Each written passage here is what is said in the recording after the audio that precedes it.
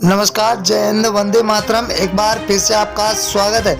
आपको बता दें कि जम्मू कश्मीर के अंदर इसी साल 2023 के अंदर विधानसभा चुनाव है और देखा जाए तो जम्मू कश्मीर के अंदर पहली बार विधानसभा चुनाव होने जा रहे 90 सीटों का सबसे बड़ा सर्वे निकल के आया, जो सी वोटर टीम नाउन और पलोदी सट्टा बाजार ने आज ही जारी किया। आपको बता दें कि महमूदा मुफ्ती ने अपनी पार्टी के साथ फिर से सर्वे कर दिया, परंतु इससे पहले आपको यह भी बता दें कि डबल इंजन की सरकार बीजेपी ने भी अपनी ताकत झोंक ली है जम्मू कश्मीर के अंदर। अब ये बता दो आपके कि जम्मू कश्मीर के अंदर किसकी बनती हुई नजर आ रही है सरकार। क्या फिर से बनेगी कांग्रेस सरकार या फिर बनेगी बीजेपी।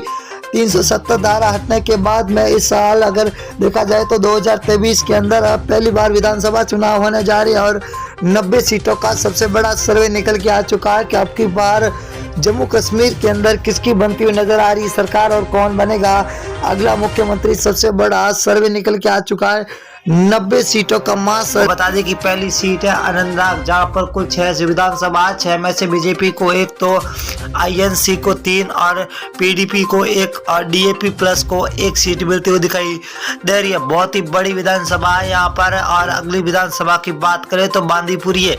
बांदीपुरी की बात करें तो बीजेपी को 1 सीट मिल रही है, वही आईएनसी को 2 सीट और पीडीपी को 0 और डीएपी को भी यहाँ पर 0 सीट पर मिलती हुई दिखाई दे रही है। बहुत ही बड़ी खबर आ चुकी है। जम्मू कश्मीर विधानसभा चुनाव होने जा रहे हैं। बारामूला की बात करें तो बारामूला के अंदर कुल 7 विधानसभा, जहाँ बीजेपी को 2, आईएनसी को 2, पीडीपी को 1 और डीएपी को 2 सीटें यहाँ पर मिल रही है। यहाँ पर बीजेपी, कांग्रेस और डीएपी के बीच में कड़ी टक्कर अब की बार देखने को मिलेगी। अगली विधानसभा जहाँ बड़गांव है, बड़गांव के अंदर कुल 5 विधानसभा है, बीजेपी को 1 सीट मिल रही है, वही आईएनसी को 2 सीट और पीडीपी को 1 और एएसपी को यहाँ पर 1 सीट मिलती हुई दिखाई दे रही है। यहाँ पर पीडीपी और आईएनसी के बीच में कड़ी टक्कर मिलती हुई दिखाई दे रही है। उधमपुर जिला है कुल, जहाँ पर 3 विधानसभा है, जहाँ बीजेपी को 1 सीट मिल रही है, वही आईएनसी को 2 सीट और पीडीपी को 0, यहाँ पर एएसपी को भी यहाँ पर 0 सीट मिलती हुई दिखाई दे रही है। बहुत ही बड़ी विधानसभा है। और थोपिया विधानसभा की बात करें, थोपिया जिले के अंदर 2 विधानसभा है, जहाँ बीजेपी को 0 सीट मिल रही है, वो कांग्रेस को 1 सीट और पीडीपी को 1, तो एएसपी को 2 सीटें मिलती हुई दिखाई दे रही है। बहुत ही बड़ी विधानसभा क्षेत्र में आपका अगर श्रीनगर जिले की बात करें तो 8 विधानसभा है, 8 में से बीजेपी को 3 विधानसभा सीटें मिल रही है, तो वही आईएनसी को 4, पीडीपी को 0, एएसपी को यहाँ पर 1 सीट मिल रही है। यहाँ पर कांग्रेस 4 सीटों के साथ सबसे आगे बढ़त बनाती हुई दिखाई दे रही है। अगली विधानसभा है सांबा। सांबा के अंदर 2 विधानसभा, जहाँ बीजेपी को 0 तो और कांग्रेस को 1 सीट मिल रही है, पीडीपी को 1 और एएसपी को यहाँ पर 0 सीटें मिलती हुई दिखाई दे रही है। बहुत ही बड़ी जम्मू कश्मीर में आपके बार पहली बार चुनाव होने जा रहे हैं। अगर रामबन जिले की बात करें तो कुल 2 सीटें, 2 में से बीजेपी को 1, आईएनसी को 0 तो पीडीपी को 1 सीट मिल रही है, वही एएसपी को 0 सीटें मिलती हुई दिखाई दे रही है। बहुत ही बड़ी विधानसभा सीटों में से आपको हर एक सीट के बारे में आपको बताएंगे। डीआरसी जिला है, जहां पर कुल 3 सीटें हैं, 3 में से बीजेपी को 0, आईएनसी को 1, पीडीपी को 1 तो एएसपी को यहाँ पर 1 सीट मिलती हुई दिखाई दे रही है। बहुत ही बड़ी फेरबदल होता हुआ दिखाई दे रहा है आपकी बात जम्मू कश्मीर के अंदर। जम्मू कश्मीर के अंदर पुलवामा की बात करें तो पुलवामा जिले के अंदर कुल 4 विधानसभा, जहाँ बीजेपी को 2 मिल रही है, तो यहाँ पर आईएनसी को 1 सीट, वही पीडीपी 0 पर है, तो एएसपी को यहाँ पर 1 सीट पर संतुष्ट होना पड़ेगा।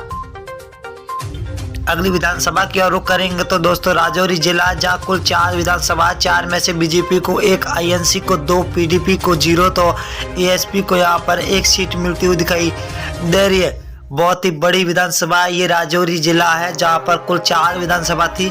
अगली विधानसभा की बात करें तो पुंछ जिला है। पुंछ जिले के अंदर कुल 3 विधानसभा सीटें, 3 में से बीजेपी को यहाँ पर 1 सीट मिलती हुई दिखाई दे रही है, तो वही कांग्रेस को 1 सीट मिल रही है।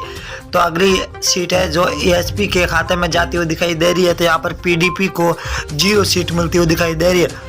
अगर लेह जिला की बात करें, लेह जिले के अंदर 2 विधानसभा, 2 में से बीजेपी को 1, आईएनसी को 1 सीट मिल रही है, तो पीडीपी और एएसपी को यहाँ पर दोनों को 0-0 सीटें मिलती हुई दिखाई दे रही है। अगले विधानसभा की ओर रुख करेंगे तो कुलगांव है। कुलगांव के अंदर कुल 4 विधानसभा, 4 में से बीजेपी को 1 तो आईएनसी को 2 सीटें, वही पीडीपी को 1 सीट मिल रही है। तो एएसपी के खाते में 0 सीट जाते हुए दिखाई दे रही है। अगला जिला है आपके हाथ में कुपवाड़ा।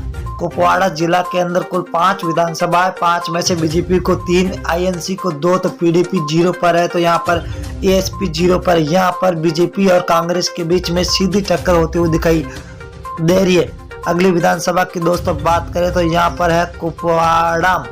यहाँ पर कुल 5 विधानसभा, जहाँ बीजेपी को 3 सीटें, वही आईएनसी को 2, तो पीडीपी 0 पर है। एएसपी यहाँ पर 0 पर टिकी हुई है। तो यहाँ पर बीजेपी और कांग्रेस के बीच में सीधी टक्कर यहाँ पर देखने को मिल रही है। तो अगला जिला है किश्तवाड़ा। किश्तवाड़ा के अंदर कुल 2 विधानसभा, जहाँ बीजेपी को 1 तो आईएनसी के खाते में 1 सीट जा रही है, पीडीपी 0 पर है।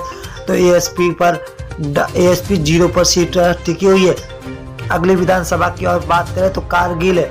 कारगिल जिले के अंदर 2 विधानसभा, जहाँ बीजेपी को 1, आईएनसी को यहाँ मतलब कांग्रेस को 1 सीट मिल रही है। तो वही पीडीपी और एएसपी यहाँ पर 0 पर टिकी हुई नजर